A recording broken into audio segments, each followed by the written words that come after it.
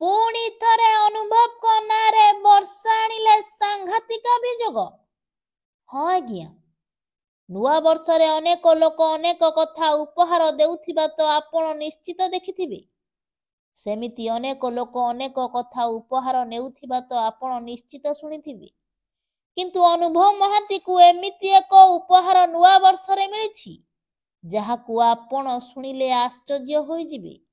ହଁ ଆଜ୍ଞା, ଏବେ ବର୍ଷା ଅନୁଭବଙ୍କ ପାରିବାରିକ ମାମଲା ହାଇକୋର୍ଟରେ ବିଚାରାଧୀନ ଥିବା ବେଳେ ପୁଣି ଥରେ ଅନୁଭବଙ୍କ ନାଁରେ ସାଂଘାତିକ ଅଭିଯୋଗ ଆଣିଛନ୍ତି ଅନୁଭବ ମହାନ୍ତିଙ୍କ ଧର୍ମପତ୍ନୀ ବର୍ଷା ପ୍ରିୟଦର୍ଶିନୀ, ଯାହାକୁ ଅନୁଭବ ମହାନ୍ତି ନୂଆ ବର୍ଷର ଉପହାର ବୋଲି କହିଛନ୍ତି।